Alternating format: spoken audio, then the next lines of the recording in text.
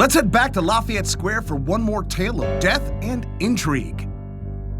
Welcome to American Esoterica.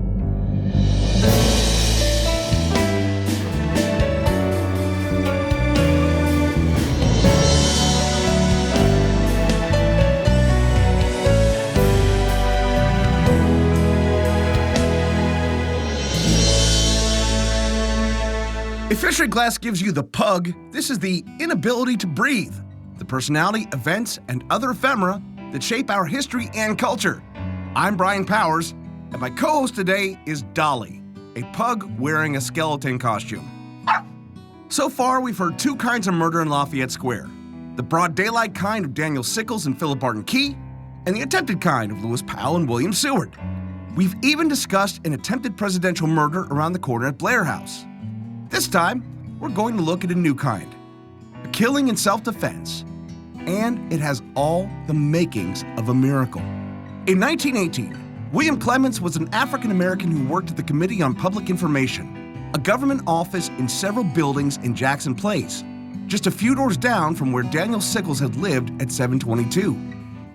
Although he worked as a janitor, he was a stonemason and carpenter by training. His wife, Alice Howard, had been the assistant cook at the White House, so the two literally... Stop chewing on the lights, Dolly.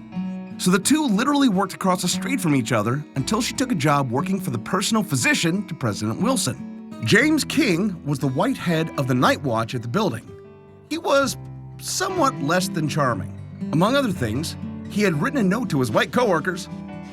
No, stop that. Among other things, he had written a note to his white coworkers saying that he would kill black coworkers who showed up early to work in the morning as he was ending his shift. He said they would come in as early as 3 a.m. to their 5 a.m. shifts and sit around loafing, which, yeah, showing up to work early and then, not working until your actual shift starts sounds like a horrible thing. Just horrible. On April 4th, 1918, William Clements left for work around 5 a.m. like he usually did. Even though he and King had had an argument before, King had angrily accosted him over some towels and threatened to have him fired, Clement made no mention of it at home. I'm just assuming here, but that may just have been the ordinary course of the day for a black man working in and around the seat of power in 1918. But hey, who knows? Clements arrived and set about working, heading into the building at 712 Jackson Place to stoke some fires in office fireplaces. No, don't do that. Don't snort at me like that. Heading into the building at 712 Jackson Place to stoke some fires in office fireplaces when King happened to be coming out. "What the hell are you doing in 16?" King demanded of him, referring to the number of the building at the time. He also had his pistol out and aimed at Clements. Clements responded that his boss had requested him to work in there, and it was then that King pulled the trigger on his gun. And then he did it again, and again, and again. Here's where the first miracle happened. King pulled the trigger 4 times, but not a single bullet caught. 4 out of 5 bullets in the revolver had snapped, but somehow none of them had fired. Clements had also been armed, and when he realized that King was trying super hard to kill him, he drew his gun and fired 1 shot. It passed clean through King, who stumbled into the entrance of the building at 708 Jackson Place in search of help. He found none, dying alone in the office's newsroom. Clements didn't stick around, but he didn't exactly run either. He fled the scene, but he went looking for answers about what to do in the bottom of several glasses. Meanwhile, the controversy only exploded. The first concern upon finding a dead night watchman in a government newsroom was that it might be the work of a German spy. See, this was smack in the middle of World War I, and the Committee for Public Information was no ordinary boring arm of bureaucracy. Its job, in fact, was to influence public opinion in favor of the American side of the war through controlled information. Propaganda. So finding the corpse of a guard in your propaganda office was a surefire way to stoke fears of espionage in a war-weary country.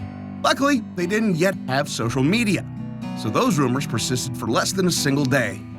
Not only had the police determined a suspect through actual investigation, they also happened to be correct.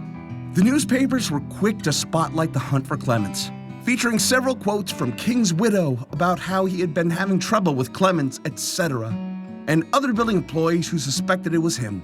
From the front pages of the New York Times and the Washington Post, you'd think that Clements had gone into work just to kill King in cold blood.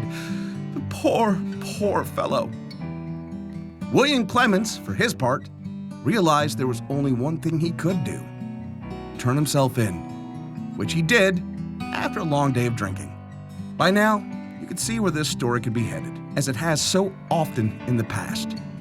A black man kills a white man in self-defense in segregated 1918 Washington, D.C. The police believe they have a motive for the killing, and the newspapers have all but condemned him. Which brings us to what some might view as another miraculous turn of events. The police believed Clements.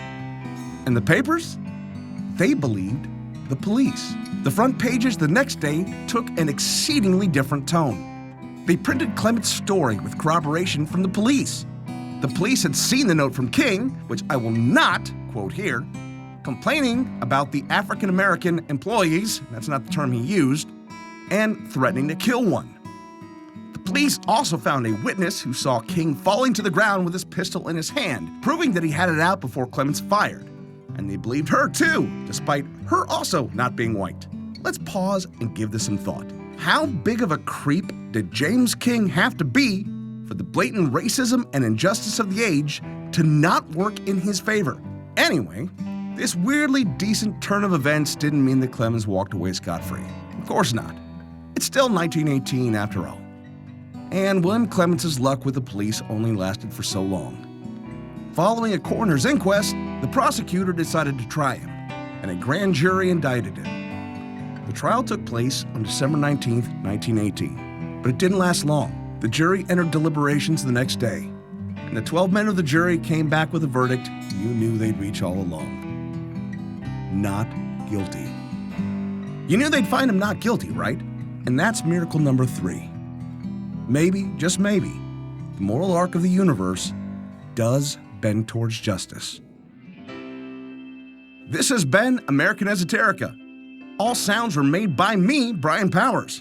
Did I get it wrong? Did I get it right? Just want to talk about how close the 3 buildings tied to actual killings in Lafayette Square really are. They're really, really close. Drop me a note. The address is yell@americanesoterica.com. More information on the show can be found at americanesoterica.com. Thank you for listening, and God bless America.